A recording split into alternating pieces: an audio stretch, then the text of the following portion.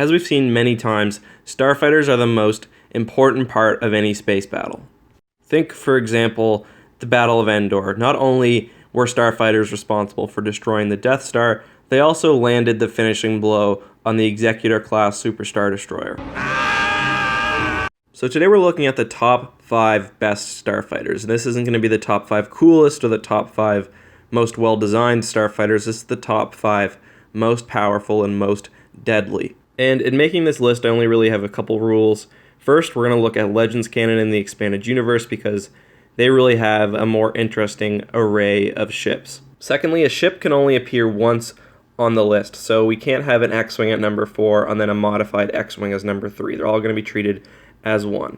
You guys should also know that starship technology does actually scale and advance in the Star Wars universe, so you shouldn't expect any ships which were primarily used before the Battle of Yavin to be included in this list. Anyway, without further ado, let's get into the list. Number 5 is the X-Wing. And before making this list, I actually thought that this ship would be quite a bit higher because it's pretty much the ultimate in reliability and well-roundedness.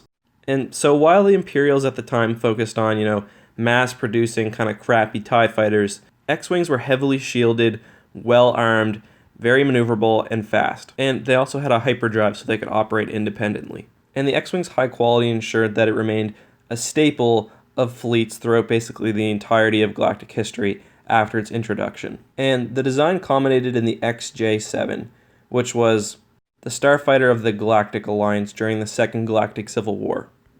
But there were actually no major differences between the XJ-7 and pretty much all the earlier starfighter types. I mean, it did have improved shielding and weaponry, but besides that, nothing really changed, and that kind of speaks to the actual initial quality of the fighter line. And the only thing really holding this fighter back from being higher on the list is the fact that it doesn't excel in any one area. Like, it would be nice if it, although it could still be well balanced, if it had some sort of, killer feature. But still, all around, an amazing craft and the 5th best starfighter in the Star Wars universe. The 4th deadliest starfighter in the Star Wars universe is the Tie Advanced. And this ship marked a change in Imperial design philosophy. Rather than having many expendable normal TIE fighters, the Tie Advanced was a very powerful ship that could take on basically any ship at the time of its creation and win. So the Advanced, which at times was also referred to as the Avenger, was faster and more maneuverable than any ship fielded by either the Rebels or the Empire. And the Avenger was also extremely small, so it was very difficult to hit, and even if you did hit it, unlike previous TIE variants, the Avenger had an energy shield, so it could take a couple shots and keep going. However, the ship also had some pretty impressive offensive capabilities. Unlike other TIE series, it had missile launchers, and of course, it had a variety of lasers on the end of each one of its wings. Also unique to the Avenger was its tractor beam, and what they would do is they would get up behind an enemy ship and hold it in place so they couldn't avoid its weapon systems. And this, combined with its already superior maneuverability, its firepower, and its shielding, made this basically a deadly force on the battlefield. Finally, the ship had a hyperspace drive unlike other TIE models, so it could jump in and with its heavy bombs, do some damage and then jump out, making this just really an exceptional craft on many fronts. So number 3 was the Ewing, and this one is pretty interesting. And one of the reasons for that is because it was designed completely new by the New Republic. And this is kind of unique. Well, not unique, but it's rare in Star Wars because typically ship designs are just iterations of previous versions. And the Ewing was pretty much designed to replace the X-Wing line of ships. And although it never really did, it did surpass most X-Wings in pretty much every way. And the Ewing actually had such sophisticated shielding, engines, and weaponry systems that it required a specially made R7 unit just to operate. And throughout its use, the Ewing basically operated as the New Republic's space superiority fighter. However, it was a difficult ship to maintain, had some technological problems, so it never saw really widespread use like the X-Wing did and was more reserved for elite squadrons. That being said, the Ewing was still an exceptional fighter, and it was very well-rounded like the X-Wing, but kind of unlike the X-Wing, it was able to actually beat specialized craft in what they did.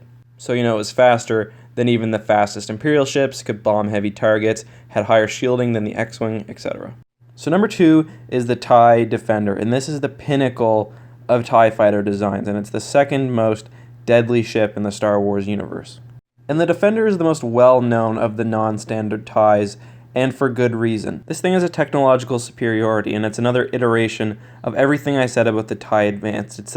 Represents a doctrinal shift from cheap starfighters like the regular TIE fighters to amazing technological terrors like the TIE Defender. And not only does this have everything that the TIE Avenger has, it's got better weaponry, is just as fast, and has ion cannons. And these ion cannons are really useful because it means that TIE Defenders can directly engage capital ships and do some real damage. So basically a group of TIE Defenders could use their hyperdrives to jump in alone without capital ship support, basically take on an enemy cruiser or, a larger enemy ship while still fighting off X-Wings, A-Wings, and the other best ships that the Alliance could offer. The TIE Defender was really expensive, so never saw the kind of widespread use that the Interceptor and the standard TIE models did. However, that also meant that only the very best of the best pilots were chosen to pilot it. So basically, if you ran into a Defender, you were in trouble because you were dealing with a technological terror and probably a very skilled pilot. The deadliest starfighter in the Star Wars universe is the X-83 Twin Tail. And you can argue that this is technically an X-Wing and that it should be included in the X-Wing line, but I think that it's different enough that it deserves its own place on the list. And this thing was cutting edge at the time it came out, and it came out really late, actually. 137 years after the Battle of Yavin, in fact. So this thing has technology way better than anything else on this list. And actually, probably the biggest example of this is the astromech droid, which is actually incorporated into the ship itself. And these astromech droids acted as a sort of artificial intelligence of the ship itself. And if they weren't routinely memory wiped, they would actually kind of gain a personality. And that was kind of seen to be a bad thing, although some pilots would let that happen because they say that it would help them pilot the ship. But there was actually nothing fancy about this ship. Like, it didn't have any sort of gimmicks. It's just what it did extremely well. And one of those things was its hull. Its hull was as thick as some much larger ships. And on top of that hull was a shield comparable to the kind you'd find on like a shuttle, so much sturdier than you would expect for a snub fighter. It was also the most maneuverable ship out there, so that combined with the shield just made this thing almost impossible to destroy. And not only that, but it would destroy you first because it had a very advanced weaponry system. So basically this ship was powered by cutting edge technology, and it had everything. Shields that were almost impossible to penetrate, speed that made it almost impossible to hit, and the traditional X-Wing firepower, which could mess you up in a minute. And for that reason, the X-83 Twin Tail was the most devastating, deadly, and really the greatest starfighter in Star Wars Legends. Anyways, guys, I really hope you enjoyed my video. And just one more thing before you switch off. Someone in the comments of one of my previous videos brought to my attention a nonprofit who I think is doing some good work and who deserves some recognition.